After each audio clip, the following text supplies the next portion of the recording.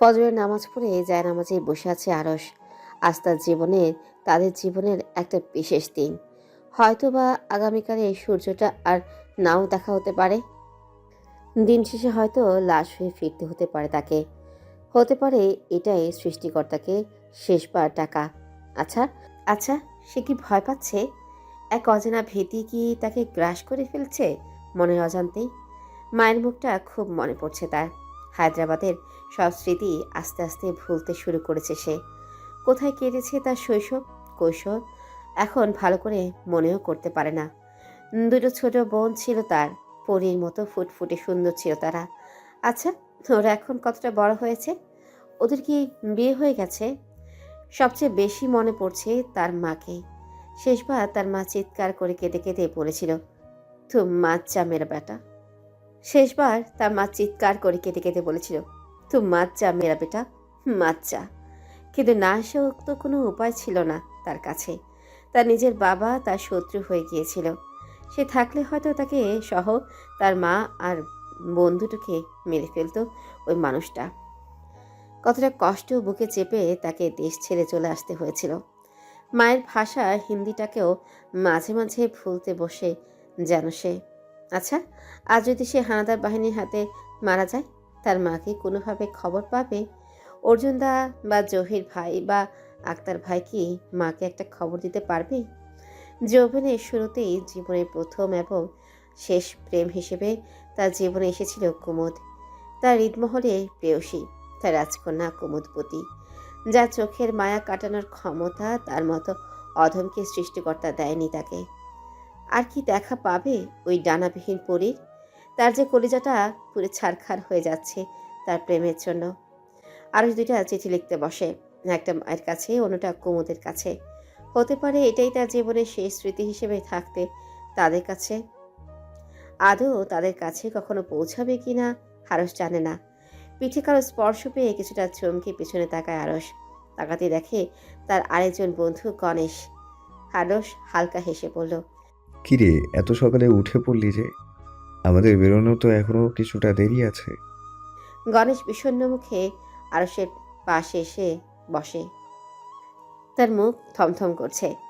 রাতে তো ঘুমই হয়নি, সারা রাত এপাশ ওপাশ করেছি, এক বিন্দু চোখটা লাগেনি। আরশ কিছু বলে না। সে খুব ভালো করে জানে অর্জুনদা সহ তাদের 14 জনেরই গত রাতে ঘুম হয়নি। জীবনে প্রথম শত্রুর মুখোমুখি হবে তারা, যুদ্ধ করবে তাদের বিপক্ষে, আর যারা কিনা তাদের চেয়ে অনেক বেশি শক্তিশালী। হয়তো আজকের পর এই ছোট্ট দেশপ্রেমিকের দলটার আর অস্তিত্বই থাকবে না। আরশ গণেশের কাঁধে হাত রেখে বলল। বাড়ির কথা মনে পড়েছে? গণেশ হাসে, কি বিষাদে মাখা সে হাসিটা। আরশ অবাক হয়ে দেখে। আসার সময় মা কি বলেছে জানিস আরস? কি বলেছে কাকি? বলেছে তুই হলি গণেশ, দেবী দুর্গার পুত্র তুই। যুদ্ধের ময়দানে যেন একটা বারও সাহস না হারিয়ে যায়।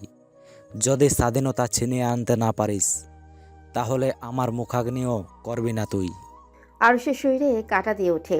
দেয়ালে পিঠ থেকে গেলে এই বাঙালিরা আগুনের স্ফুলিঙ্গের মতো জ্বলে উঠতে পারে। একজন মা কতটা শক্ত মনের অধিকারী না হলে ছেলেটাকে এই কথা বলতে পারে? আরস, একটা কথা বলবো? হ্যাঁ, বল। গণেশ বুক পকেট থেকে একটা চিঠি বের করে আরুষের হাতে দেয়। এটা কি? মায়ের কাছে লেখা আমার চিঠি। আমি যদি না থাকি, এই চিঠিটা আমার মায়ের কাছে পৌঁছে দিতে পারবি না? আর শতভাগ হয়ে গণেশের দিকে তাকায়। চোখ দুটো চকচক করছে গণেশের, যেন সে নিশ্চিত স্বাধীনতার জন্য সে প্রাণ হারাবে। আরশ মুচকি হেসে বলল, আর যদি আমি বেঁচে না থাকি? আজকের পর কি হবে আমরা কেউ জানি না। সবাইকেই বলেছি এই চিঠির কথা। যে বেঁচে থাকবে সে যেন মায়ের কাছে আমার চিঠি পৌঁছে দেয়। আর চিঠিটা হাতে নিয়ে কিছুক্ষণ থম মেরে বসে থাকে। এরপর আবারও গণেশের পকেটে এই চিঠিটা ঢুকিয়ে দিয়ে বলে, তোকে ফিরতে হবে গণেশ। এই চিঠি তোর কাছেই থাক। তুই নিজে কাকির কাছে পৌঁছাবি। গণেশ উত্তর না দিয়ে ম্লান হাসে। নাড়ু খাবি আরস? আর অবাক হয়ে বলল। নাড়ু পেয়েছিস কোথায়? গণেশ উত্তর না দিয়ে উঠে যায়। ফিরে আসে কাগজে মোড়ানো 6-7টা নাড়ু নিয়ে। নারকেলের নাড়ু। নে খা, মা আসার সময় দিয়েছিল। আমি নাড়ু খেতে খুব ভালোবাসি তো। শেষ কথাটা বলার সময় গণেশের গলা কেঁপে ওঠে। তার ভেজা গলার শীতলতা টের পায় আরস। মাকে দেখতে ইচ্ছে করছে। এক মাকে বাঁচানোর জন্য আরেক মাকে যে ভুলতেই হয় বন্ধু। আরস চমকে উঠে গণেশের কথা শুনে। ছোট্ট একটা কথা, অথচ কি ভার কথাটার। কতটা দেশপ্রেম না থাকলে এমন কথা বলা যায়। গণেশ এগিয়ে যায়, জানালার পাশে দাঁড়ায়। সদ্য ভোরের সূর্যটা কি মিষ্টি দ্যুতি ছড়াচ্ছে। মেয়েটার নাম বেলা, বেলা সেন। ঠিক যেন লক্ষ্মী ঠাকুরের মতো মুখটা। আমাকে পাগলের মতো ভালোবাসে। সামনের মাসেই আমাদের বিয়ে হওয়ার কথা ছিল। লাজুক বেলা, লজ্জায় সামনেই আসতো না আমার। বিয়ের কথা হওয়ার পর যেদিন শুনলো আমি যুদ্ধে আসব, সব লাজ লজ্জা ভুলে পাগলের মতো ছুটে এসেছিল আমার কাছে। আমার হাত দুটো আঁকড়ে চিৎকার করে কাঁদতে কাঁদতে বলল, আপনি কোথাও যাবেন না, আমি আপনাকে কোথাও যেতে দিব না। আমাদের যে এখনো একটা সুন্দর সংসার সাজানো বাকি। আমি পাষাণের মতো ওর হাতটা ছেড়ে দিয়েছিলাম সেদিন। ও হাউমাউ করে কাঁদছিল। হয়তো ভাবছিল তার ভালোবাসার মানুষটা এতটা নিষ্ঠুর কেন। সে কি ভুল মানুষকে ভালোবেসেছে। কিন্তু ওর এক একটা চোখের জলের ফোঁটা আমার কলিজাটা এফড় এফড় করে দিচ্ছিল। ওকে কিভাবে বোঝাতাম তখন বল। একজন পাষাণ প্রেমিকের রূপ নিয়ে সেদিন ওর সামনে থেকে বিদায় নিয়েছি আমি। আজ পর্যন্ত ওই ভেজা চোখ দুটো আমাকে শান্তিতে ঘুমাতে দিচ্ছে না। বারবার ওই আদর মেঘটা ভেসে উঠছে চোখের সামনে। আরস গণেশের কাছে যেয়ে দাঁড়ায়। কে বলেছে পুরুষ মানুষ কাঁদতে পারে না? গণেশের দুই গাল বেয়ে প্লাবন ছুটেছে। বেলার জন্য কোনো চিঠি লিখিসনি? না, লেখিনি। আমি চাই না আমার অবর্তমানে আমার স্মৃতি ওকে কুঁড়ে কুঁড়ে খাক। হয়তো একদিন সব ভুলে যাবে ও। আমাদের কাটানো সেই সোনালি দিনগুলো ওর স্মৃতির পাতা থেকে মুছে যাবে। ওর একটা ছোট্ট সংসার হবে। ওর ফুটফুটে বাচ্চাগুলো ওর আঙিনায় খেলবে। ঠিক যেমন সংসারের স্বপ্ন আমার সাথে দেখেছিল, তেমন একটা সংসার হবে ওর। কিন্তু সেদিন আমার লেখা চিঠি ওকে স্বস্তিতে থাকতে দিবে না। ও ভুলতে চাইলেও ভুলতে দিবে না। ওই এক টুকরো কাগজ, ওই চিঠিটা ছিঁড়ে ফেলতেও পারবে না, আবার রাখতেও পারবে না। যাকে এত ভালোবাসি তার কষ্ট যে মরে যেও সহ্য করতে পারবো না রে আমি। স্তব্ধ হয়ে গণেশের দিকে তাকিয়ে থাকে আরস। এভাবে তো কখনো ভেবে দেখেনি সে। সে নিজেও তো কুমুদকে চিঠি লিখতে চেয়েছিল। আরস পরিবেশ স্বাভাবিক করার জন্য হালকা হেসে বলল, খারাপ চিন্তাই কেন করছিস তুই? তুই তো আবার ফিরেও যেতে পারিস বেলার কাছে। তোদের ছোট্ট স্বপ্নের সংসার হবে। ফুটফুটে বাচ্চাগুলো সারা উঠোন জুড়ে খেলবে। গণেশ উত্তর দেয় না আরসের কথার। কেমন একটা রহস্যময় হাসি দিয়ে সেখান থেকে চলে যায়। হতভম্ব আরস এক দৃষ্টিতে তাকিয়ে থাকে তার দিকে। বিছানার কাটা কবুতরের মতো যন্ত্রণায় ছটফট করছে কুমুদ। ভোরবেলা থেকেই তার হঠাৎ পেটে অসহ্য যন্ত্রণা শুরু হয়েছে। ব্যথায় ফর্সা মুখ নীল হয়ে যাচ্ছে তার। হুড়মুড় করে ডাক্তার নিয়ে ঘরে ঢুকে সারোয়ার। ডাক্তারকে দেখে উঠে দাঁড়ায় আনোয়ার মোড়ল। এতক্ষণ মেয়ের শিওরেই বসেছিল সে। ডাক্তার সাহেব, এতক্ষণে আসার সময় হলো আপনার। আমার মেয়েটা মরে যাচ্ছে ডাক্তার, কিছু করুন। আরশি বেগম আর অঞ্জনা মাথায় কাপড় দিয়ে এক কোনায় দাঁড়ায়। আরশি বেগম মুখে আঁচল চাপা দিয়ে ফোপাচ্ছে। অঞ্জনা তাকে শক্ত করে চেপে ধরে আছে। পাশেই পাংশুমুখে দাঁড়িয়ে আছে কুন্দন। মুখ কালো করে পরীক্ষা করছে ডাক্তার। ওদিকে কুমুদ বালিশ চেপে কাতরাচ্ছে। আনোয়ার মোড়ল পায়চারি করছে কুমুদের মাথার কাছে। সারোয়ার এগিয়ে যেয়ে বাবার হাত ধরে। বাবা শান্ত হও তুমি। আজ তোমার দুই মেয়ের বিয়ে একসাথে। তুমি যদি এইভাবে অস্থির হয়ে যাও, এরপর তো তুমি অসুস্থ হয়ে যাবে। আনোয়ার মোড়ল হতবাক হয়ে ছেলের দিকে তাকায়, কিছু বলে না মুখে। ডাক্তার সাহেব কি বুঝলেন? আমার বোনের কি হয়েছে? খারাপ কিছু হয়নি বলুন। ডাক্তার উঠে দাঁড়ায়, সারোয়ারের দিকে তাকিয়ে বলল, খারাপ কিছু হয়েছে কি হয়নি এখনই বলাই মুশকিল। আমি ব্যথা আর ঘুমের ওষুধ একসাথে দিয়েছি। ঘুম ভাঙার পরেও যদি ব্যথা না কমে তাহলে আরও পরীক্ষা নিরীক্ষার দরকার হতে পারে। হয়তো হাসপাতালে ভর্তি করার প্রয়োজনও পড়তে পারে। আনোয়ার মোড়ল ডাক্তারের হাত চেপে ধরে ছুটে এসে তার চোখ মুখ লাল হয়ে আছে। ডাক্তার, আমার মেয়েটা বাঁচবে তো? আমার পুষ্পের মতো কোমল মেয়েটা ডাক্তার। ওর কিছু হয়ে গেলে আমি শেষ হয়ে যাব। আপনি শান্ত হন মোরাল সাহেব। আমি আশা করব ঘুম ভাঙার পরেই ওনার ব্যথা আর থাকবে না, একদম সুস্থ হয়ে যাবেন উনি। এতক্ষণ ও এই ঘরের এক পাশে চুপ করে দাঁড়িয়েছিল রেজওয়ান আর আজমল হোসেন। তাদের মুখ অন্ধকার। ডাক্তারের কথা শুনে তড়িৎ বেগে এগিয়ে আসে রেজওয়ান। আজ আমার সাথে কুমুদের বিয়ে, তা এখন ঘুমের ওষুধ দিলে বিয়েটা হবে কিভাবে? আগে বিয়েটা হয়ে যাক, এরপর আপনি যা ওষুধ দেওয়ার দিবেন। রাগে হতবিহ্বল হয়েছে আনোয়ার মোড়ল। মেয়েটা যন্ত্রণা ছটফট করছে, মুখের উপর নীল শিরা ভেসে উঠেছে। আর ও বলছে কিনা বিয়ের পর ওষুধ দিতে, এত সাহস ওর! এ কি বলছেন আপনি? রোগীর অবস্থা নিজের চোখেই দেখতে পারছেন, এখন ওষুধ না দিলে রোগী তো বাঁচবে কিভাবে? দেখুন ডাক্তার, বিষয়টা বোঝার চেষ্টা করুন। আগে বিয়েটা হয়ে যাক, বেশিক্ষণ সময় লাগবে না। চাচা যান, ভাইজান, আপনারা এক্ষুনি কাজে ডাকার ব্যবস্থা করুন। বিয়েটা হয়ে যাক, এরপর ডাক্তার ওষুধ দেখ। সারোয়ার মিনমিন করে বলল, হ্যাঁ আসলেই আমিও তাই ভাবছি, কাজী সাহেব ডেকে আনলেই হতো। আজমল হোসেন এগিয়ে সারোয়ারের কাছে এসে বলল। তাহলে দাঁড়িয়ে দেখছো কি বাবা? যাও তাড়াতাড়ি কাজে ডেকে নিয়ে এসো। সারোয়ার ভয়ে ভয়ে বাবার দিকে তাকায়। আনোয়ার মোড়লের ডান হাত কাঁপছে। সারোয়ার খুব ভালো করে জানে তার বাবা যখন রাগের উপর নিয়ন্ত্রণ হারায় তখন এইভাবে এভাবে ডান হাত কাঁপে তার। সারোয়ার বাবার ভিতরে উত্তাপ টের পায়। আহা, বাবার দিকে তাকিয়ে দেখছো কি তুমি? আনোয়ার, কিছুই বলবো না। আমি আমার বন্ধুকে চিনি তো বাবা, শুভ কাজে দেরি না করাই ভালো। সারোয়ার কিছুক্ষণ ইতস্তত করে দরজার দিকে পা বাড়াতে আনোয়ার মোড়ল বজ্র কণ্ঠে চিৎকার করে উঠে বলল। ওখানেই দাঁড়িয়ে যাও সার্ভার, আর এক পাও এগোবে না তুমি। সারোয়ার থেমে যায়। সে যতই সুচতুর আর মোড়ল বাড়ির একমাত্র উত্তরাধিকার হোক না কেন, এখন এই বাড়ির প্রতিটা মানুষ তারা বাবার কথায় উঠে বসে। শুধু বাড়ি নয়, এই গ্রামের সব মানুষ এখনও আনোয়ার মোড়লকে ভয় পায়। সারোয়ার নিজেও ব্যতিক্রম নয়। আনোয়ার মোড়ল রাগী লাল চোখে ডাক্তারের দিকে তাকিয়ে বলল। আপনি দাঁড়িয়ে আছেন কেন? আমার মেয়েটা আর সহ্য করতে পারছে না যন্ত্রণা। আমি ওর বাবা বলছি, আপনি আপনার কাজ করুন। আমি আনোয়ার মোড়ল এখনো বেঁচে আছি।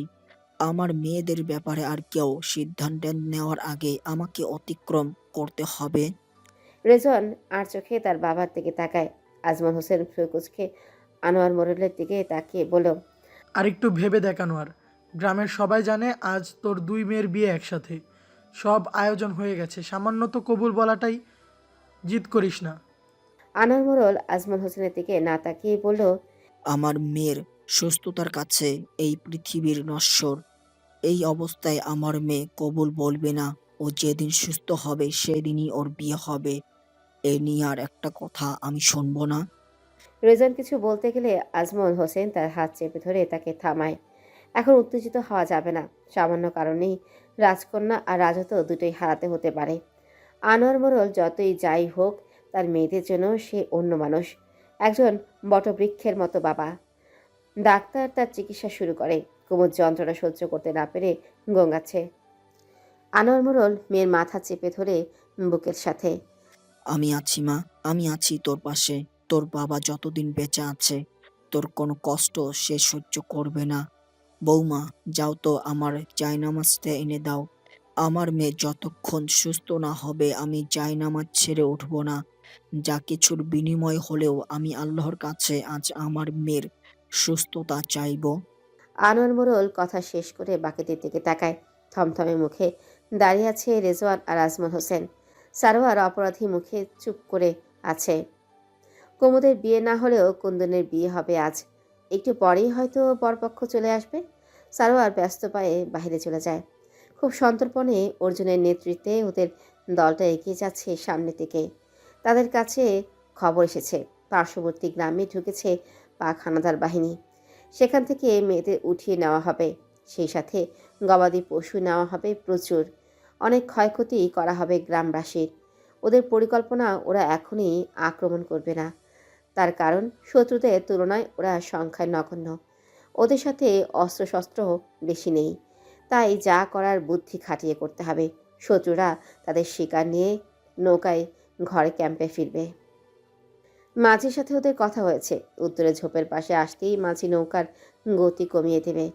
হালকা দোলাতে শুরু করবে নৌকা, এরপর ইশারা করবে ঝোপের দিকে। ওরা তৈরিই থাকবে ততক্ষণে। ইশারা পাওয়ার সাথে সাথেই আক্রমণ শুরু করবে। সৈন্যগুলো সাঁতার জানে না, খরস্রোতা নদীতে ঠাঁই করতে পারবে না। আজীবন গ্রামে বড় হওয়া মেয়েগুলো অনায়াসে সাঁতার কাটতে পারে। এই নদীতেই তারা সাঁতরে দাপিয়ে বেড়ায় রোজ। আক্রমণ এমনভাবে করতে হবে যেন মেয়েগুলোর কোনো ক্ষতি না হয়।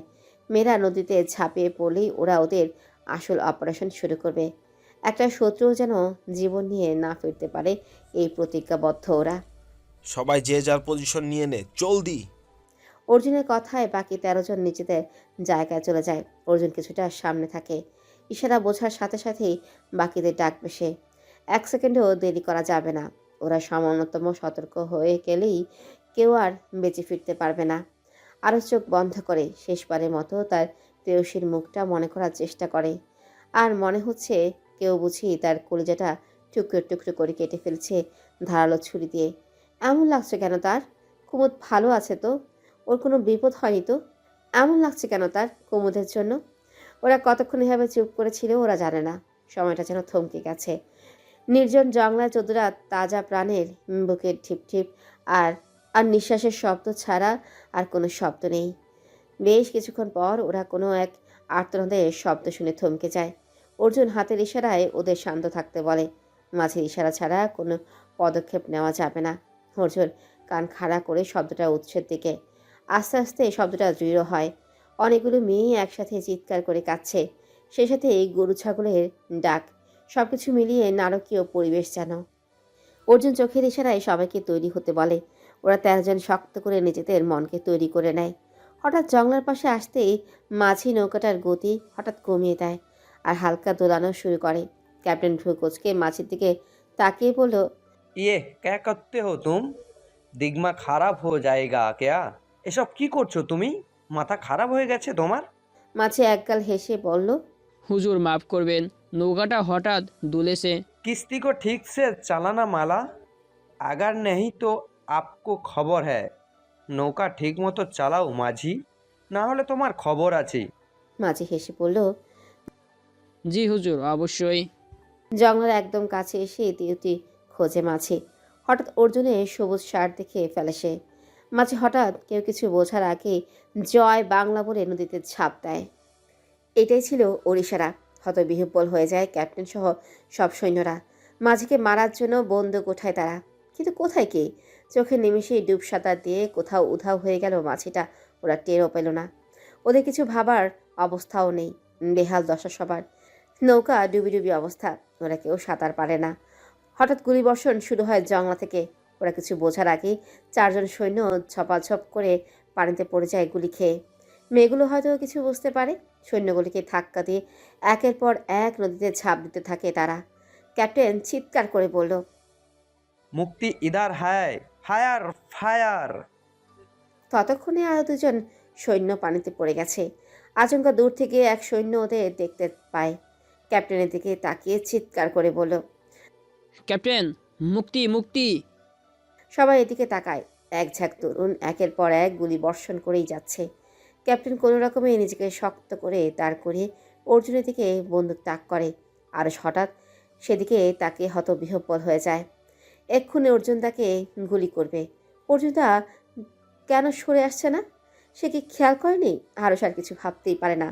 পাগলের মতো ছুটে যেয়ে অর্জুনকে জাপটে ধরে সরিয়ে নেয় এক পাশে। আর সাথে সাথেই একটা গুলি কানের পাশ থেকে বেরিয়ে যায়। পেছনের একটা গাছে যেয়ে লাগে। অর্জুন ঘটনার আকস্মিকতায় হতভম্ব হয়ে যায়। আরস, এখন কথা বলার সময় নয় অর্জুনদা। ওরা জেনে গেছে আমরা এদিকে। ওরা গুলি শুরু করেছে। বেঁচে থাকলে আবার দেখা হবে আরস। 2 জন চোখ মুখ শক্ত করে আবারও ছুটে যায়। প্রায় ধরাশায়ী হয়ে উঠেছে পাক হানাদার বাহিনী। ওরা এখন জীবন নিয়ে পালাতে পারলেই বাঁচে। আর হঠাৎ লক্ষ্য করলো গণেশ বেশ সামনে এগিয়ে গেছে। কিন্তু ওটা তো ওর পজিশন না। কোনো বিপদ হতে পারে যে কোনো সময়। আরস নিজের জায়গা থেকে হালকা চিৎকার করে গণেশকে ডাকে। কি করছিস গণেশ? সরে যা ওখান থেকে। পাগল হয়ে গিয়েছিস নাকি তুই? আরসের চিৎকারে সবাই তাকায় সেদিকে। আসলেই তো, গণেশ এমন করছে কেন? তার চোখ মুখ রাগে লাল হয়ে আছে। তার হাতে একটা টাইম বোম। সে দৃঢ় পায়ে এগিয়ে যাচ্ছে সামনের দিকে।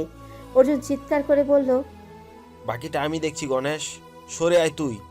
খুবই ঝুঁকিপূর্ণ জায়গাটা, ওখান থেকে স্পষ্ট দেখা যাচ্ছে তোকে। গণেশ যেন কোনো কথাই শুনতে পাচ্ছে না। হঠাৎ এক সৈন্যের নজর পড়ে গণেশের দিকে। সে আস্তে আস্তে সবার নজর এড়িয়ে রাইফেল তাক করে তার দিকে। চমকে যায় দলের সবাই। আরশ নিজেকে সামলাতে না পেরে ছুটে যায় গণেশের দিকে। হঠাৎ একটা বিকট আওয়াজ শোনা যায়। গণেশের শরীরটা লুটিয়ে পড়ে মাটিতে। আরশের হাতেও কিছুটা আঘাত লাগে। সে নিজেও যন্ত্রণায় কুঁকড়ে যায়। মইন কোনো দিকে না তাকিয়ে গণেশের হাত থেকে টাইম বোমাটা নিয়ে ছুঁড়ে ফেলে নৌকাটার উদ্দেশ্যে। বিশাল জোরে একটা শব্দ হয়। চোখের সামনে ক্যাপ্টেন সহ সৈন্যগুলো নৌকায় থাকা অবস্থায় দাউ দাউ করে আগুন জ্বলে ওঠে নৌকায়। ওরা তড়িঘড়ি করে গণেশের কাছে এসে বসে। গণেশের জ্ঞান আছে এখনো। অর্জুন বাকিদের তাকিয়ে চিৎকার করে বলল, ওকে হাসপাতালে নিয়ে যেতে হবে, না হলে ও বাঁচবে না। তোরা ওকে উঠা। সবাই এগিয়ে আসতে গেলেই গণেশ থামায়। তার মুখে এক চিলতে স্বর্গীয় হাসি। কোনো রকমে বিড়বিড় করে বলল, ওরা কি সবাই শেষ হয়েছে অর্জুনদা? অর্জুন কাঁদতে কাঁদতে বলল, সবাই শেষ হয়েছে। তোকে বারবার বললাম আসতে, সামনে যাস না। কেন শুনলি না আমাদের কথা? এত সাহসী কে হতে বলেছিল তোকে? আমি সামনে না গেলে যে দলের দিকে এগিয়ে আসতো ওরা। আমার একার প্রাণের জন্য সবাই কেন শেষ হয়ে যাবে অর্জুনদা? আমি আর বেশিক্ষণ নেই, আমাকে সবাই ক্ষমা করে দিস। আমার অসমাপ্ত কাগজটা তোরা শেষ করবি, আমাকে কথা দে। আর হাউমাউ করে কেঁদে বলল, তোর কিচ্ছু হবে না। তোর যে এখনো বেলার সাথে একটা সুন্দর স্বপ্নের সংসার সাজানো বাকি। তোকে হাসপাতালে নিয়ে যাব আমরা। গণেশ মুচকে এসে বলল, এ দেশকে তোদের কাছে রেখে গেলাম। বীরের মতো লড়াই করে এই দেশ মাকে রক্ষা করিস, পারবি না? ওরা কাপা গলায় বলল, পারবো। গণেশের মুখে আবারও এক চিলতে হাসি ফুটে ওঠে। হঠাৎ চোখটা বন্ধ হয়ে যায় তার। আরো শত বিহ্বল হয়ে অর্জুনের দিকে তাকায়। হাতের কবজিতে হাত থেকে অর্জুন কিছু একটা বোঝে। এরপর বাকিদের দিকে তাকিয়ে বলল, বাংলার মাটিতে আমাদের দলের প্রথম শহীদ গণেশ হাওলাদার। ওরা চিৎকার করে ছিটকে যায় দূরে। অবিশ্বাস্য চোখে তাকায় অর্জুনের দিকে।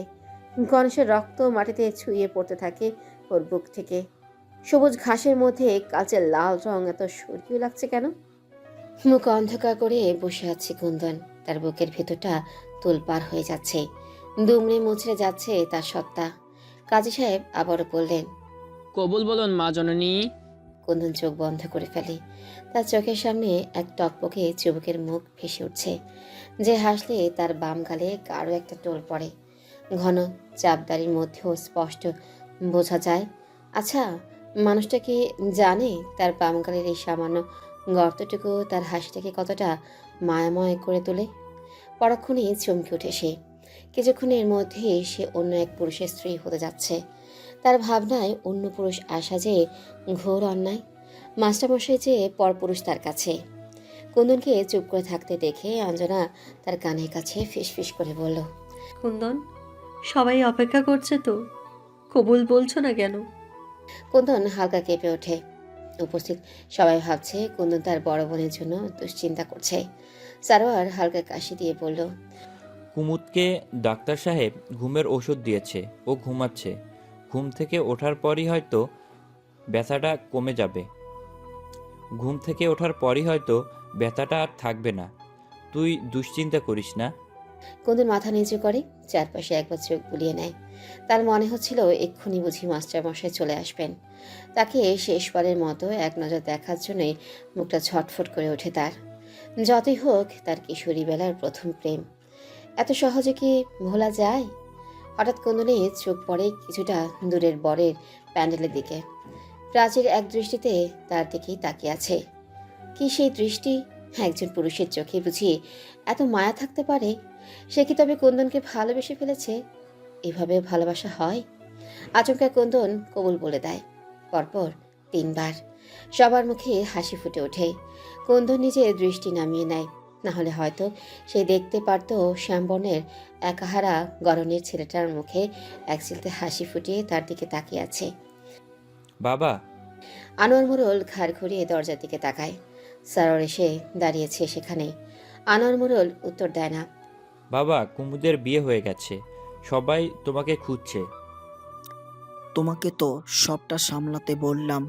আমার কুমুদের ঘুম না ভাঙা পর্যন্ত আমি জায়নামাজ থেকে উঠবো না।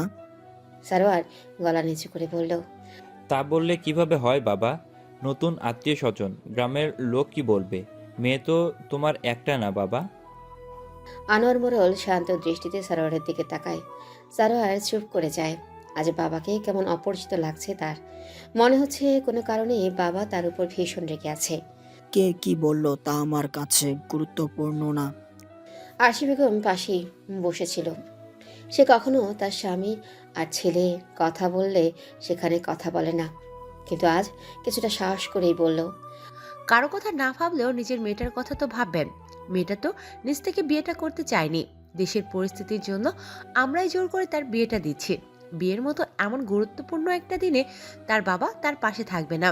তাছাড়া কুমুদ তো এখন ঘুমিয়ে আছে, আপনি এখানে বসে থাকলেও এখনই ওর ঘুম ভাঙবে না। আনোয়ার মোড়ল ঘোলাটে চোখে স্ত্রীর দিকে তাকায়। তার মনটা অস্থির হয়ে আছে, কিছুই ভালো লাগছে না তার। আরশি বেগম এগিয়ে এসে স্বামীর হাতের উপর হাত রাখে। 32 বছরের সংসার তার এই মানুষটার সাথে। সে জানে উপরে যতই হম্বি তম্বি করুক না কেন, ভেতরের মানুষটা একদম নরম কাদার মতো। তার সারা পৃথিবী একদিকে আর 3 ছেলে মেয়ে আরেকদিকে। তার 3 সন্তানকে সে নিজের চেয়েও বেশি ভালোবাসে। তুমি যাবে না আরশি? মেয়েটাকে একা রেখে যাব? সারোয়ার পাশ থেকে হঠাৎ বলল। মা তোমরা যাও, আমি আসছি কুমুদের পাশে। আনোয়ার মোড়ল কাপা কাপা পায়ে উঠে দাঁড়ায়। আরশি বেগম তার হাতটা চেপে ধরে। দুইজন আস্তে আস্তে বেরিয়ে যায় ঘর ছেড়ে। সন্ধ্যা মিলিয়েছে কিছু সময় আগেই। গণেশের লাশ শ্মশানে আনা হয়েছে। অর্জুন মুখাগ্নি করছে, নারায়ণও সেখানেই। দূরে সেদিকে এক দৃষ্টিতে তাকিয়ে আছে বাকিরা। আরশের বাম হাতে শক্ত করে মুঠ করে রেখেছে একটা চিঠি। রক্তে ভিজে গেছে চিঠিটা।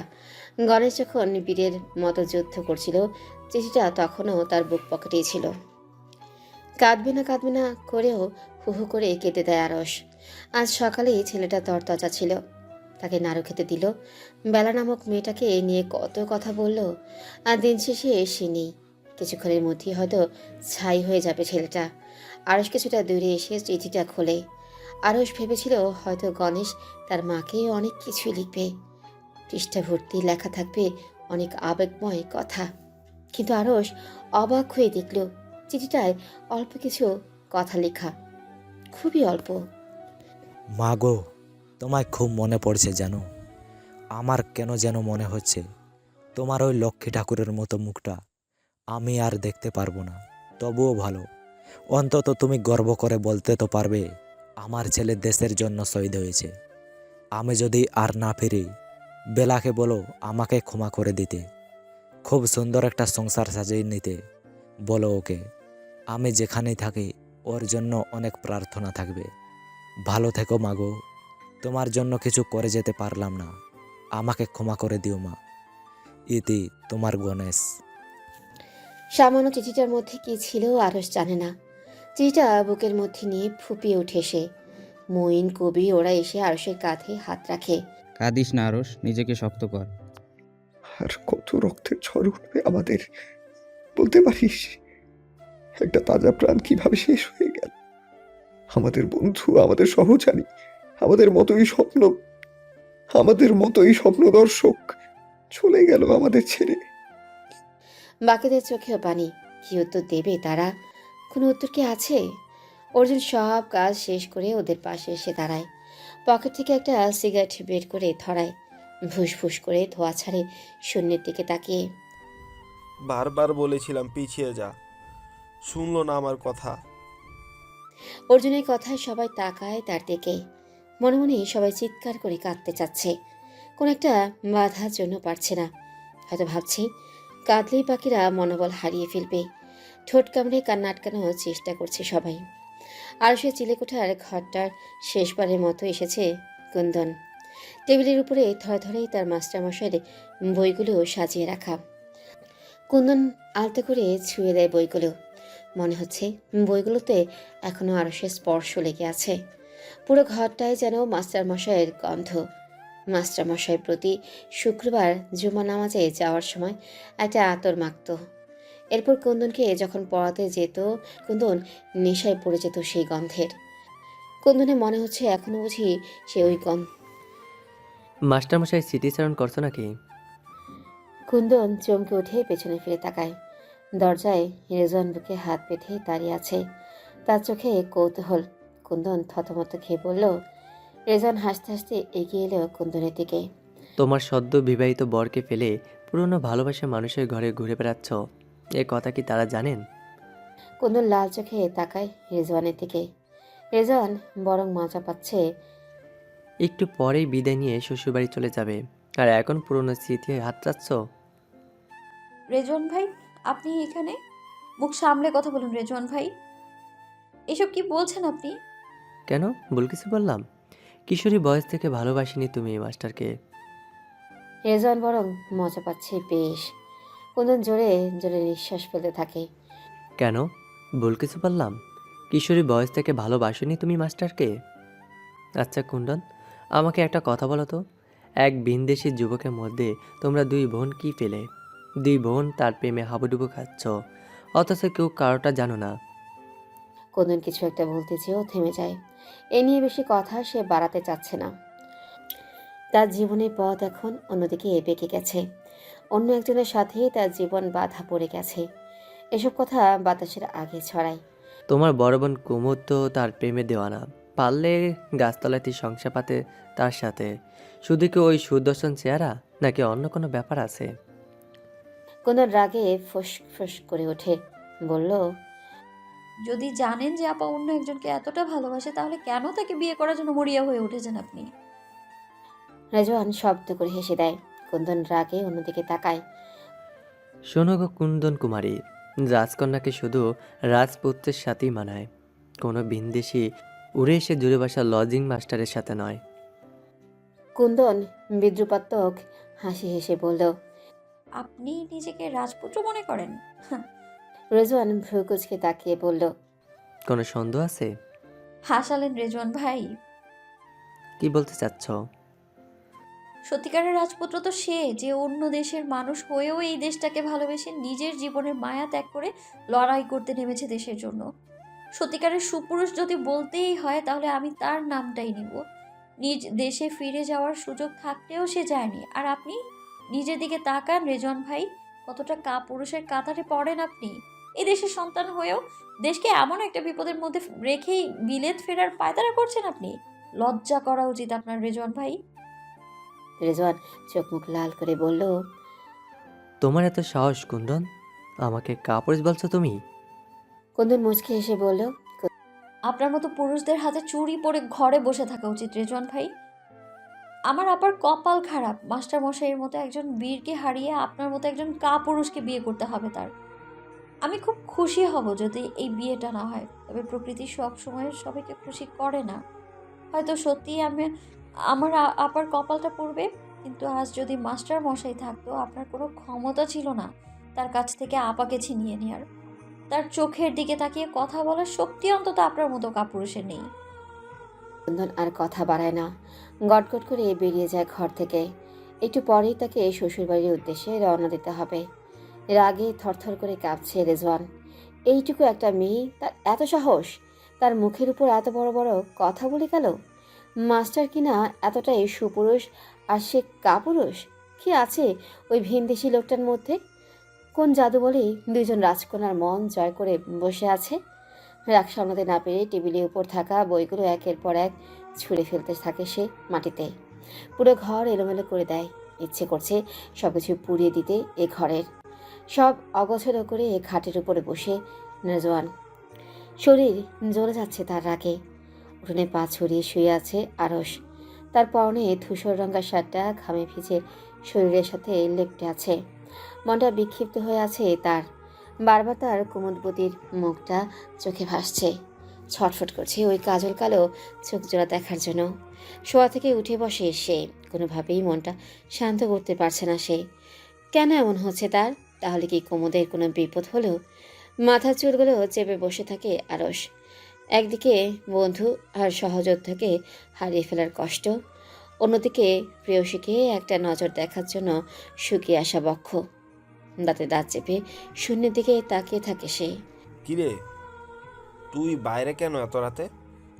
অর্জুন কখন এসে আরসের কাছে বসেছে সে টেরও পায়নি। অর্জুনদা, আপনি? ভালোবাসার কথা ভাবছিস? আরস উত্তর দেয় না, উদাস হয়ে অন্যদিকে তাকিয়ে থাকে। আমার কথা একবার ভাব। আমি যে আমার নীরুকে চিরকালের মতো হারিয়ে ফেলেছি। আমি চাইলেও আর আমার সোনা পাখিটাকে আর কোনো দিন ফিরে পাবো না। অর্জুনের গলা কেঁপে ওঠে। আরস অর্জুনের 2 হাত ধরে বলল, নিরুদিকে কিভাবে মেরে ফেললো ওরা? 25 তারিখ রাতে নীরু তার জমিদার বাড়িতে ছিল। 2 দিন আগে বাড়িতে গিয়েছিল। ওর জ্যাঠা চিত্তলাল বাবু স্থায়ী কলেজের প্রফেসর। হানাদার বাহিনী সে রাতে চিত্তলাল বাবুর বাড়িতে আক্রমণ করে। ওখানেই নীরুকে দেখতে পায় ওরা। প্রথমে জানোয়ারগুলো খুবলে খেয়েছে আমার সোনা পাখিটাকে। সহ্য করতে না পেরে আমার মাঝখানের মতো কোমল নীরুটা। অর্জুন কথা শেষ করতেই পারে না, 2 হাতে মুখ ঢেকে ফুপিয়ে ওঠে। আরো সান্ত্বনা দিতে যেও থেমে যায়। কি বলে সান্ত্বনা দেবে সে? এই হারানোর যে কোনো সান্ত্বনা হয় না। জানিস আকাশ, এক সন্ধ্যাবেলা নীরুকে একা পেয়েছিলাম পুকুর ঘাটে। সেদিন নেশাক্ত হয়ে পড়েছিলাম ওর ওই পবিত্র চাহনির। কি মনে করে খুব কাছে যাওয়ার চেষ্টা করেছিলাম। ওর ঠোঁট ডুবিয়ে দিতে চেয়েছিলাম ওর ঠোঁটে। ও ধাক্কা দিয়ে সরিয়ে দিয়েছিল আমাকে। বলেছিল বিয়ের পর হবে এসব। আমি মুখ গোমরা করে দাঁড়িয়েছিলাম। তখন নীরু লাজুক হেসে আমার কানের কাছে মুখ এনে বলেছিল, আমি অপেক্ষায় থাকবো অর্জুনদা। খুব তাড়াতাড়ি লাল বউ করে আমাকে বাড়ি নিয়ে চলো। আমি সেদিন ওকে কথা দিয়েছিলাম, যত তাড়াতাড়ি সম্ভব ওকে লাল টুকটুকে বেনারসি পরিয়ে ঘরে আনবো। চওড়া করে সিঁদুর পরবে সিথি ভরে, একদম কোনো লক্ষ্মী ঠাকুরের মতো লাগবে। কিন্তু সব শেষ হয়ে গেল রে। আরো সব। আরস কাঁপছে মাঝে মাঝেই। তবে কি সেও হারিয়ে ফেলবে কুমুদকে? কুমুদকে ছাড়া সে বাঁচবে কিভাবে? কুমুদ যে তার কলিজার একটা অংশ। আরসের মাথা ফাঁকা হয়ে আসে, 2 হাত মুষ্টিবদ্ধ করে ফেলে সে। একজন পুরুষের এত কষ্ট কেন? কুমুদের ঘুম ভেঙেছে কিছুক্ষণ আগে। এখনো চোখ মুখ ফুলে আছে তার। বাড়ির পরিবেশ থমথমে। কিছুক্ষণ আগেই কুন্দন বিদায় নিয়েছে। আরশি বেগম মুখে আঁচল চাপা দিয়ে একটু পরপর কেঁদে উঠছে। আনোয়ার মোড়ল মেয়ের মাথাটা কোলের উপর নিয়ে বসে আছে। বাকিরা সবাই উপস্থিত ঘরে। রেজওয়ান আর আজমল হোসেনও আছে এক কোনায়। সারোয়ার হালকা গলায় কুমুদের দিকে তাকিয়ে বলল, তোর ব্যথা এখন কেমন? ভালো লাগছে এখন? কুমুদ আস্তে করে মাথা নাড়ে, মুখে উত্তর দেয় না। আজমল কিছুটা ইতস্তত করে বলল, বলছিলাম যে আনোয়ার, কুমুদ মায়ের তো ঘুম ভেঙেছে, আর ওর মুখ দেখে মনে হচ্ছে ও এখন সুস্থ আছে, ব্যথাটাও নেই। তাহলে শুভ কাজটা আর ফেলে রেখে কি হবে? কাজীকে ডেকে না হয়। আনোয়ার মোড়ল হঠাৎ চোখ লাল করে আজমল হোসেনের দিকে তাকায়। আজমল হোসেন আচমকা আনোয়ার মোড়লের এমন রূপ দেখে স্তম্ভিত হয়ে যায়। রেজওয়ান তার হাত ধরে তাকে থামায়। আমার মেয়ের বিয়ে কবে হবে, কখন হবে, সেই সিদ্ধান্ত আমি নিব আজমল, তুই না। মনে রাখবি, ও এখনো তোর বাড়ির বউ হয়নি। ওর উপর তোদের এখনো কোনো অধিকার নেই। ও আমার মেয়ে, আমার সন্তান, আর আমি ভালো বুঝবো আমার সন্তানের জন্য কোনটা সঠিক। এখন তোরা এখান থেকে আসতে পারিস। আজমল হোসেনের মুখ হাঁ হয়ে গেল। আমাদের এখান থেকে চলে যেতে বলছিস আনোয়ার? হ্যাঁ বলছি, আমি আমার পরিবারের সাথে কিছু কথা বলতে চাই। এখানে বাইরের কেউ থাকুক আমি চাই না। রেজওয়ান অপমানে হতবাক হয়ে যায়। আজমল হোসেন জোরে জোরে নিঃশ্বাস ফেলতে থাকে। বাবা চলো। আজমল হোসেন আর কোনো কথা না বলে ছেলেকে ফেলেই গটাগট করে হেঁটে বেরিয়ে যায় ঘর থেকে।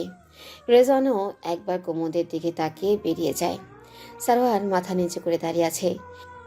সে বুঝতে পারছে সকালের ঘটনায় বাবা তাকে এখন রাগ করবে। সে কেন আজমল হোসেন আর রেজওয়ানের কথা সায় দিয়ে কুমুদের বিয়ের কথা বলল আজই? আনোয়ার মোড়ল কিছু বলতে যাবে তার আগে হন্তদন্ত হয়ে ঘরে ঢুকে কামরুল। তার কপালে বিন্দু বিন্দু ঘাম, হাঁপাতে থাকে সে একভাবে। মোড়ল সাহেব, মোড়ল সাহেব। আনোয়ার ভ্রু কুচকে তাকায় তার দিকে। সারোয়ার এসে কামরুলের সামনে দাঁড়ায়। কি হয়েছে রে? এভাবে হাঁপাচ্ছিস কেন তুই? সর্বনাশ হয়ে গেছে ছোট মোড়ল।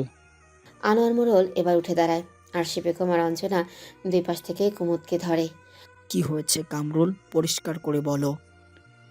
কারা যেন মেজর সাহেবকে খবর দিয়েছে মোড়ল বাড়ির ছোট কন্যার আজ বিয়ে হয়েছে, সে বাড়ি ছেড়ে চলে গেছে। কিন্তু মেজর সাহেব আপনাকে বলেছিল তার অনুমতি ছাড়া একটা পাখি যেন ওই বাড়ি ছেড়ে না বের হয়। মেজর সাহেব এখন জিপ গাড়ি নিয়ে এদিকে আসছে, আমি বাজার থেকে সব শুনে আসলাম। আনোয়ার মোড়ল ছট করে সারোয়ারের দিকে তাকায়। সারোয়ারের মুখটা ফ্যাকাশে হয়ে যায়। এখন কি হবে? মেজর সাহেব রেগে আছে তাদের উপরে। কি করবে এখন তারা? আনোয়ার মোড়ল দৃঢ় গলায় বলল, সারোয়ার, জি বাবা। তুমি মা আর বোনকে দেখে রেখো, আমি যাচ্ছি মেজর সাহেবের সাথে কথা বলতে। বাবা, তোমাকে আমি একা একা যেতে দিব না। তোমাকে যেটা বললাম তাই করো। মনে রেখো সারোয়ার, আমার কলিজার টুকরোর গায়ে কোনো কলঙ্কের দাগ যেন না লাগে। আনোয়ার মোড়ল হনহন করে হেঁটে বেরিয়ে যায় ঘর থেকে। সারোয়ার ঘটনার আকস্মিকতায় হতভম্ব হয়ে যায়। কি করবে কিছুই বুঝতে পারছে না। আরশি বেগম কুমুদের মাথা বুকের সাথে শক্ত করে চেপে ধরে। কোনোভাবেই যেন ওরা মেয়ের দেখা না পায়। ঠিক সেই মুহূর্তে আরশের বুকে অসম্ভব ব্যথা শুরু হয়। মনে হচ্ছে কেউ ধারালো কোনো অস্ত্র দিয়ে তার কলিজাটা কেটে দিচ্ছে। মুখে হাত চেপে চোখ মুখ কুঁচকে ওঠে তার। অর্জুন আরশের ঘাড়ে হাত রেখে বলল, কি হলো আরস, ঠিক আছিস তুই? আমার কলিজাটা ছিঁড়ে যাচ্ছে অর্জুনদা। আমার ময়নাটার বিপদ সামনে। আমি এখন কি করব অর্জুনদা? অর্জুন হতবিহ্বল হয়ে যায়। চিৎকার করে বাকিদের ডাকে, কে কোথায় আছিস? জলদি এদিকে আয়, আরসকে হাসপাতালে নিতে হবে। বিশাল বৈঠকখানায় মুখোমুখি বসে আছে আনোয়ার মোড়ল আর মেজর শরাফত আকবর। আনোয়ার মোড়ল চোখ মুখ শক্ত করে বসে আছে। শরাফত আকবরের মুখ হাসি হাসি। क्या खबर मुरल, तुम इतने परेशान क्यों हो? আনোয়ার মোড়ল কিছুটা ইতস্তত করে বলল, কই হুজুর, না তো, এমন কিছু না। শরাফত আকবর মুচকি হেসে সাথে থাকা ক্যাপ্টেনদের আদেশ দিল বাইরে অপেক্ষা করতে। মেজরের আদেশ পেয়ে ওরা বাইরে চলে যায়। এখন ঘরে শুধু আনোয়ার মোড়ল আর মেজর শরাফত আকবর। শরাফত আকবর কিছুটা ঝুঁকে আসে আনোয়ার মোড়লের দিকে। ফিসফিস করে বলল, सुना है तुमको लड़की की शादी हो गई यार, लेकिन तुम मुझे दावत नहीं दी। আনোয়ার মোড়ল কাপা কাপা গলায় বলল, আসলে হুজুর, সবকিছু এমন তাড়াতাড়ি করে হয়ে গেল, আপনাকে দাওয়াত দিতে পারিনি, আমি তার জন্য শর্মিন্দা। শরাফত আকবর মিটমিট করে হাসছে, যেন খুব মজা পাচ্ছে আনোয়ার মোড়লের কথা শুনতে। क्या मैंने तुमसे नहीं कहा था कि मेरे इज्जत को बगैर के ही इस घर से नहीं निकला? বলেছিলেন হুজুর, আমি অন্তত দুঃখিত, আপনার কথা আমি রাখতে পারিনি। আসলে সবকিছু এত দ্রুত ঠিক হয়ে গেল, আপনি আমাকে ক্ষমা করে দিন হুজুর। আনোয়ার মোড়ল মাথা নিচু করে বসে থাকে। শরাফত আকবর হালকা হেসে বলল, कोई बात नहीं, तुमको बड़ो बेटी को बुलाओ। আনোয়ার মোড়ল ছট করে চোখ তুলে শরাফত আকবরের দিকে তাকায়। শরাফত নির্লিপ্ত চোখে তাকিয়ে আছে। কি বললেন হুজুর? सुना नहीं मैंने क्या कहा, फिर से सुनो, तुमको बड़ो बेटी को बुलाओ। আনোয়ার মোড়ল হঠাৎ হাওমাও করে কেঁদে উঠে শরাফত আকবরের পায়ের কাছে বসে পড়ে। হুজুর, আমার মেয়েটা অসুস্থ, সারাদিন তার জ্ঞান ছিল না, অচেতনের মতো পড়েছিল বিছানায়। শরাফত আকবর পকেট থেকে একটা চুরুট বের করে ধরায়। চুরুটের তীব্র গন্ধ ছড়িয়ে পড়ে ঘরময়।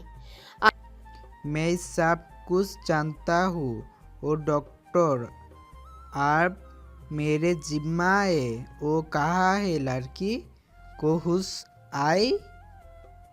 আনোয়ার মোড়ল হতভম্ব হয়ে বসে আছে। তার মাথা কাজ করছে না। বাড়িতে দুইটা দোনলা বন্দুক আছে, তাতে কি কোনো কাজ হবে আদৌ? ওরা শক্তিশালী, ওদের সাথে কি পারা যাবে? কিন্তু এখন তার মেয়ের জীবনের কাছে এগুলো তুচ্ছ। কি করবে এখন সে? तुम क्या सोचता हो मुरल, लड़की को बुलाओ और ना मैं अंदर जाऊंगा। আনোয়ার মোড়ল হঠাৎ দাঁড়িয়ে চিৎকার করে ওঠে। না হুজুর, আপনি এটা করতে পারেন না। ভেতরে আমার স্ত্রী, কন্যা, পুত্রবধূ সহ অতিথি আছে। আপনি ভেতরে যাবেন না। শরাফত আকবর শান্ত মুখে চুরুটের ধোঁয়া ছাড়ে। সবকিছুতেই বেশ মজা পাচ্ছে সে। बहुत अच्छा मुरल, तुम लड़की को बुलाओ अभी। मैं जमीन पश्चात देखना चाहता हूँ।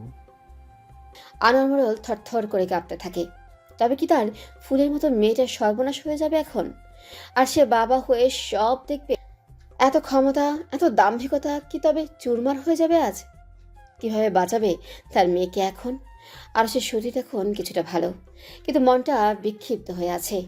তার বারবার মনে হচ্ছে তার প্রেয়সী ভালো নেই, কোনো বিপদ আসতে চলেছে তার উপর। আর সে এতটাই অসহায় যে সে কিছুই করতে পারছে না। ঘোলাটে চোখে বসে আছে, শূন্যের দিকে দৃষ্টি মিলে। অর্জুন সহ আরও 12 জন গোল হয়ে বসে আছে আরশের দিকে তাকে। আরশ একটু পরপর জোরে জোরে শ্বাস নিচ্ছে, চোখ দিয়ে ক্রমাগত পানি পড়ছে তার। অর্জুন শান্ত গলায় বলল, এত দুশ্চিন্তা কেন করছিস আরশ? হতেও তো পারে কুমুদ ঠিক আছে। আরশ ভাঙা গলায় বলল, তবে আমার মনটা এইভাবে ভেঙে চলে যাচ্ছে কেন অর্জুনদা? হয়তো তুই ওকে নিয়ে বেশি দুশ্চিন্তা করছিস। তাছাড়া ওর বাবা জমিদার, ওর বাবার ভাই।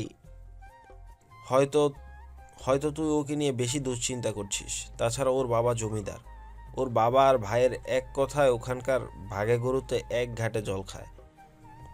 ওরা ওদের মেয়ের কোনো ক্ষতি হতে দেবে না। আরশ উত্তর দেয় না, পা ছড়িয়ে মেঝেতে বসে থাকে ছাদের দিকে তাকিয়ে। অর্জুন এসে আরশের কাঁধে হাত রাখে। বড্ড বেশি ভালোবাসিস মেয়েটাকে। আরশ খোলা গলায় বলল, ভালোবাসার সংখ্যা কি অর্জুনদা?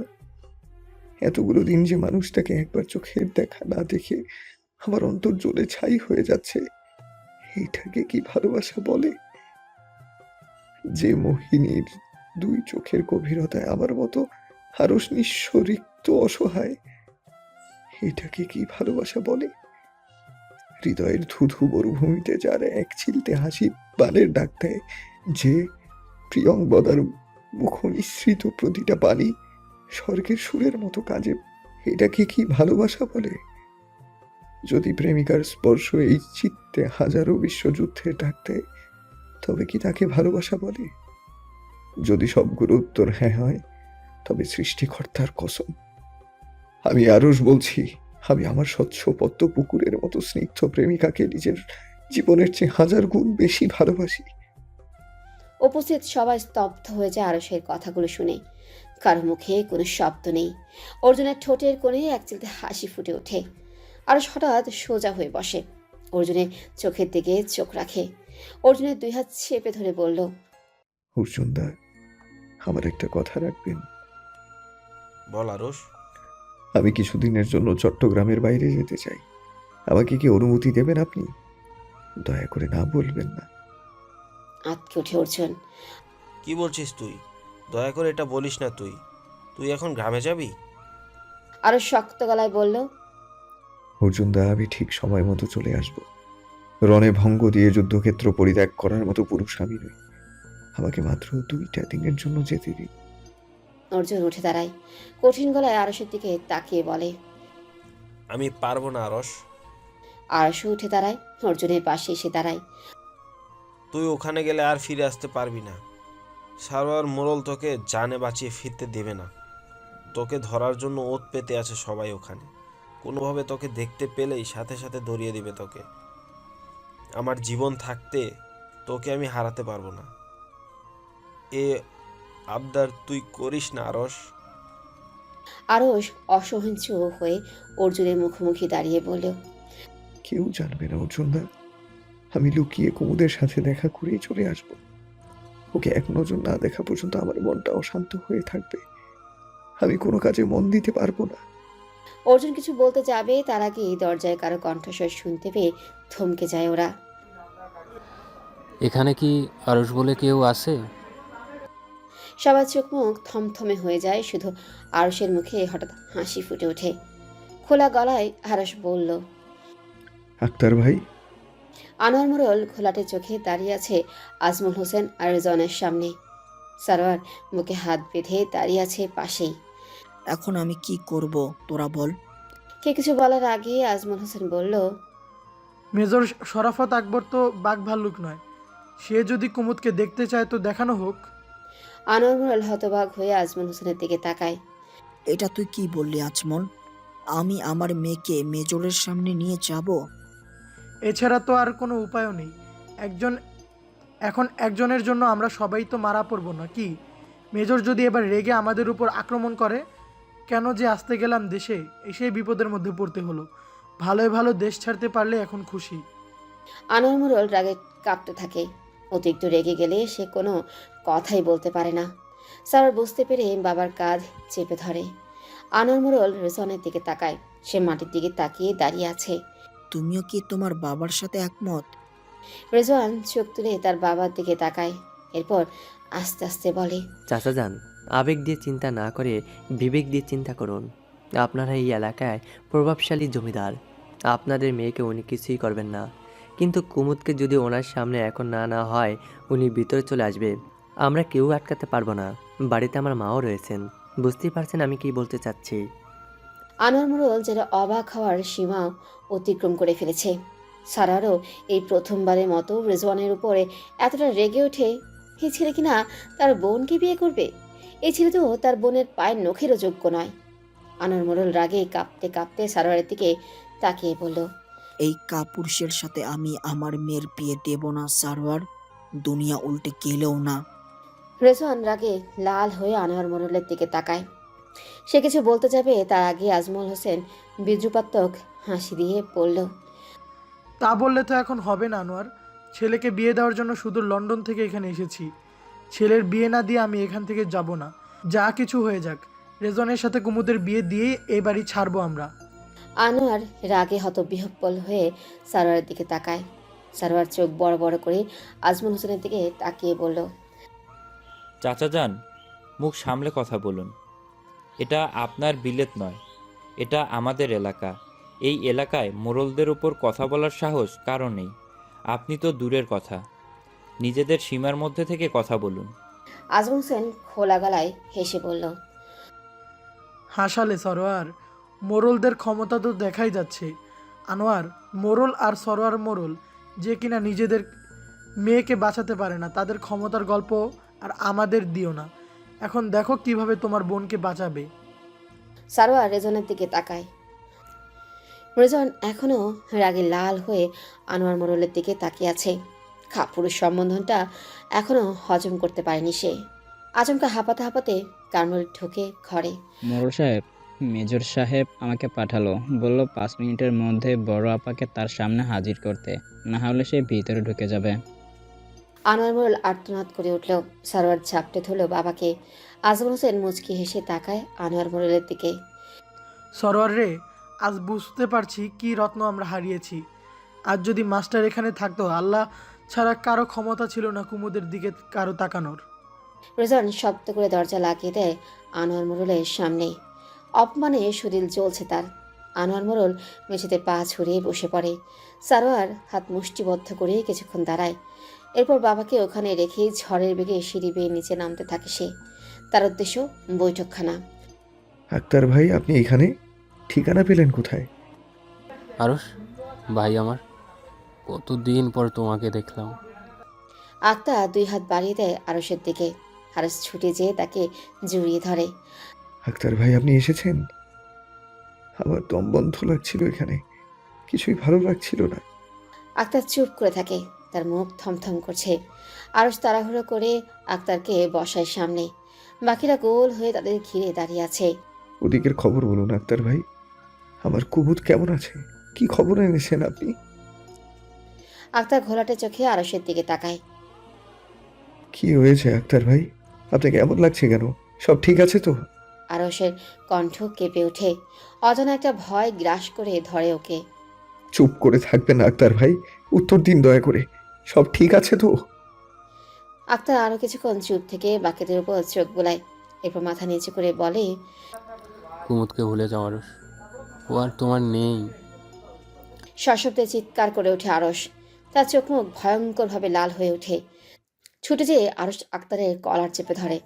আক্তারের চোখে চোখ রেখে বলে, মজা করার সময় নয় এটা আক্তার ভাই, একদম মজা করবেন না।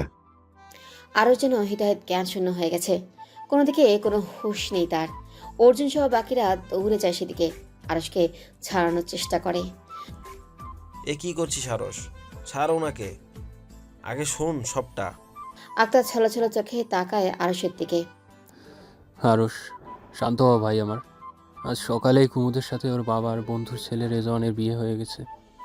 এমনটাই বলছিল সারা গ্রামের লোক গতকাল। শুধু কুমুদ না, ওর ছোট বোন কুন্দনেরও একই দিনে বিয়ে ঠিক করেছে মোড়ল পরিবার। আমি গত রাতে এই খবর পেয়ে সাথে সাথে রওনা দিয়েছি চট্টগ্রামের উদ্দেশ্যে। আমি খবর পেয়েছিলাম তোমরা এখানে আসো, অনেক খুঁজে ঠিকানাটা আমি পেয়েছি।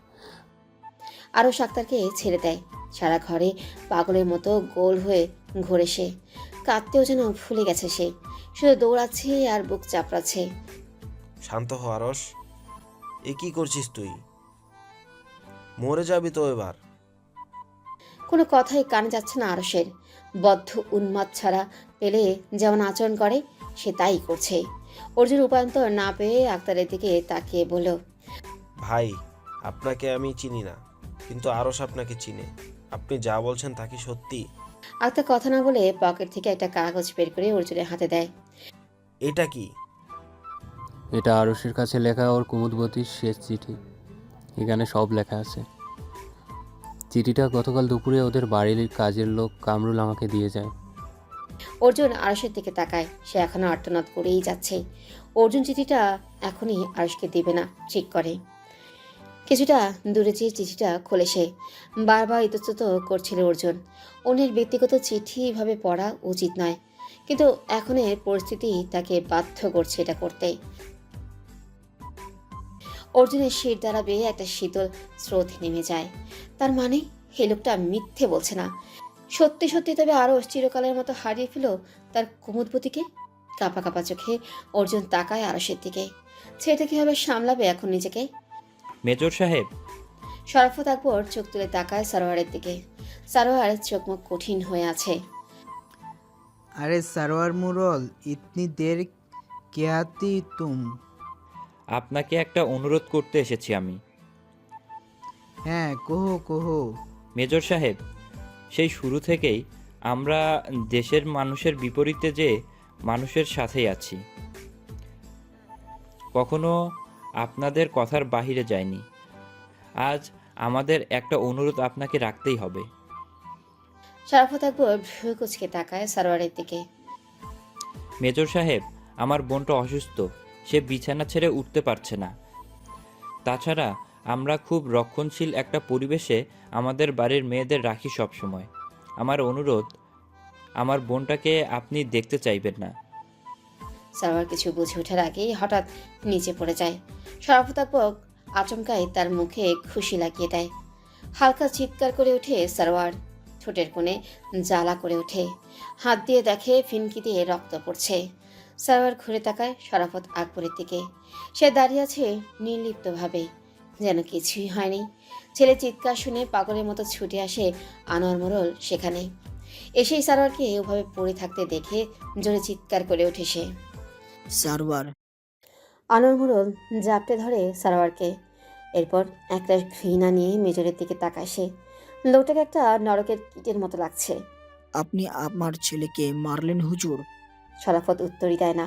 এই গ্রামের কারো সাহস নেই মোড়লদের চোখের দিকে তাকিয়ে কথা বলার। সেই মোড়ল বাড়ির একমাত্র ছেলের গায়ে হাত ওঠানো হলো।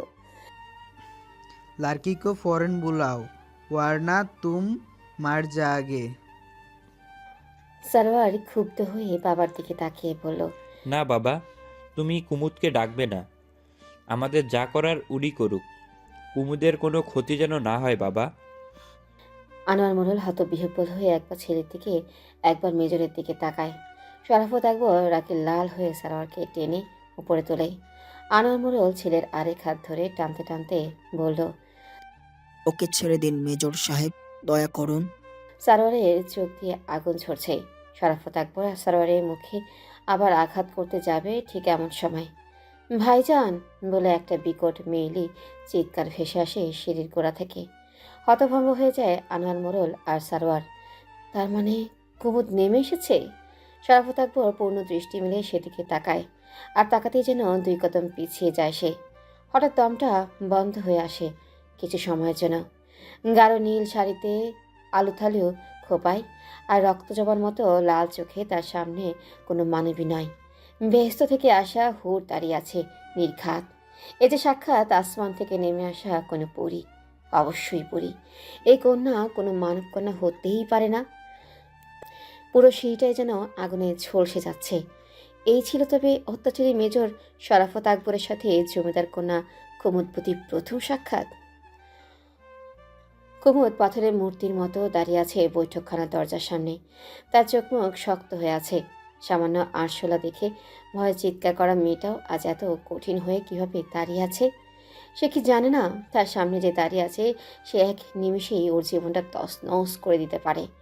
আনোয়ার মোড়ল সারোয়ারকে ফেলে ছুটে আসে কুমুদের কাছে। কুমুদের বাহু ধরে ঝাঁকাতে ঝাঁকাতে বলল,